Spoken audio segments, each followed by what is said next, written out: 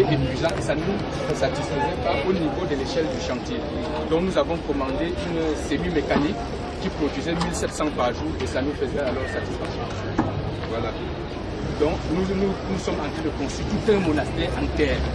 Donc ce n'est pas du blabla. Faire déjà l'édifice religieux en terre, ce n'est pas du blabla. Ça veut dire que nous avons expérimenté cette technique et que ça a fait ses preuves. Voilà. Et un Allemand qui voulait s'installer à côté de nous avait déjà fait tous ses plans en béton armé. Il est venu voir comment nous construisons la monastère. Il a dit, vraiment, je ne fais plus de béton. Venez, pendant votre chantier, faites aussi un échantillon chez moi. Et on l'a fait. Voilà. Et il est satisfait, hein? Très satisfait.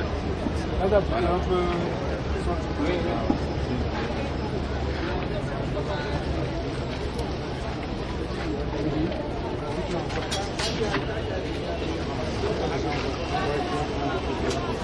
Donc ça c'est en pisé quoi, on appelle ça cette technique, la technique du pisé.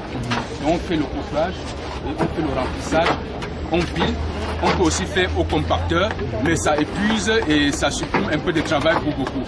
Donc on se met des gens à piler et le mur monte plein.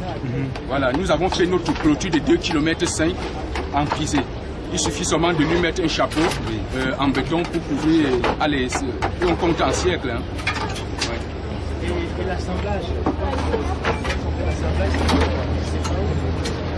l'assemblage, ça peut se faire, dépendamment des possibilités de tout un chacun. Ça peut se faire sans ciment ou avec ciment.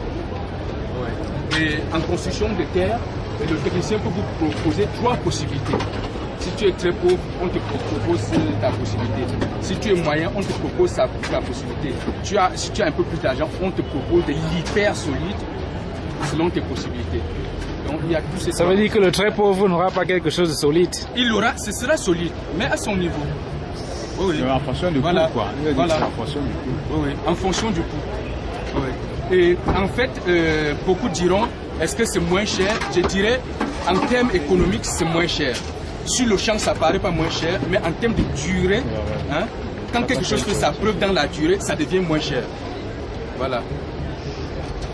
Par rapport aux intempéries, comment est-ce que les briques supportent mieux la chaleur, le feu en cas d'incendie? Les briques, en termes d'intempéries, la moisissure aussi, ne fait pas problème. Les constructions en terre sont isothermiques. Qu'il fasse très chaud ou très froid, la température à l'intérieur des bâtiments est toujours constante. Parce que la brique absorbe plus que le béton.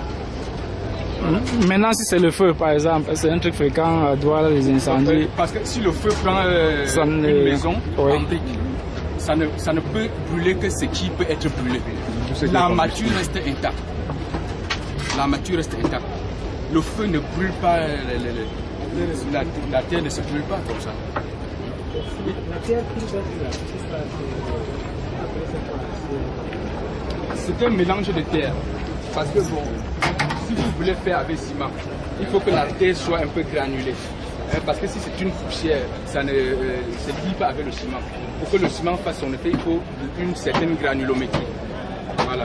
C'est pour ça que le mélange de terre est un petit peu.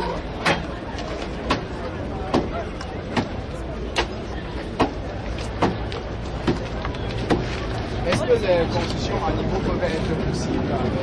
Oui, oui, à niveau. Oui, on peut aller en R1 même au moins avec. Et s'il faut aller plus haut, il faut des armatures en béton. Voilà. Plus on va haut, il faut des armatures en béton.